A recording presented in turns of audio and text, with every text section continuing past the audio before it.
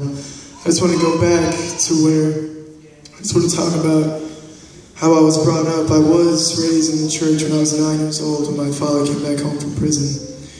And from there I learned a lot about the Bible and about God. And I did hear his voice a few times. And when middle school hit and high school hit, I was just like, I don't really want to do this anymore. I'm just going to live my own life. And that ended me up in jail and in and out of jail 2 or 3 times, and from there I was homeless in Houston, Texas. That's where I'm originally from, and homeless in there for a good 7 months, and then I was brought back home by the grace of my mother's love, and I then decided to steal a bunch of money and go to LA, and God stripped that from me like the second day, to where I only had what I had on my back, and I was wandering LA, of all places, with nothing. And I was experiencing some wicked stuff out there, but again, by the grace of the love of my mother,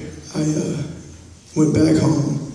She actually bought me a bus ticket, so I turned 20 on a bus, Greyhound bus, on the way back to Texas. And after that, my parents wanted me to see a psychiatrist, and after talking to him for 10 minutes, I was diagnosed with bipolar disorder. They put me on a bunch of meds, and I was like, this is just gonna kill me. But after that, something spoke to me, the voice of the Father saying that my love is the only love. I can bring you true joy. And in the midst of all that, I was still indulging in the flesh, and I met this girl over Twitter, and somehow I ended up in New Jersey.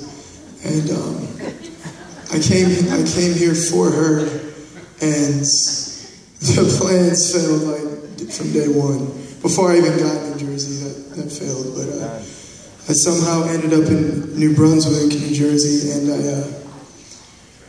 I was just partying it up, like just hanging out with a bunch of people. Within a month and a half, I stayed at 12 different houses and was just smoking a bunch of drugs and drinking a bunch of alcohol. And God's divine appointment and his amazing timing led me to Tyler Marshall, Nicholas Poderillo, and Michelle Dorth. I hope you're listening. I love you so much. But I was just skateboarding, and I see this guy with his guitar on his back, and I just love music, and I really feel that God draws people with music. It's something that he created, and something he's taken back what the enemy stole. And I was just asking him, where are you guys about to go play? And he's like, we just got finished.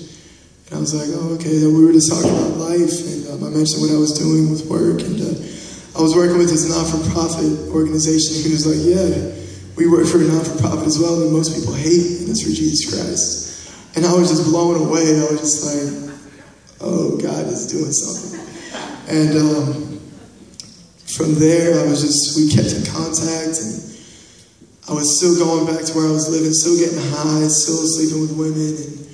And although I knew God was going to do something crazy, and I started to live at the house of prayer for a good like two weeks, and then God brought me into a house. I got my own place to live, rent free. I mean, I literally have nothing to my name, but I am blessed every single day. Every day I have a meal, 3 meals a day at least. And I met some awesome people to just worship with and just to love on and to do life with. You know, it's not something, friendship is not something for a season. And something that Tyler always reminds me of is like this evangelism. It's not just to only share the love of God, but also to build friendship. And this is like instantly brotherhood, and I just love him dearly, and as well as Nick and Willie and all these sisters that God brings into me. I know that revival is not coming. It is here. It is already here. So David represents a lost generation, but David was a prodigal who came home. I was with him, and he smashed all his drug pipes, threw them in the garbage. He's completely cleaned up. He's been justified and covered in the blood of Christ.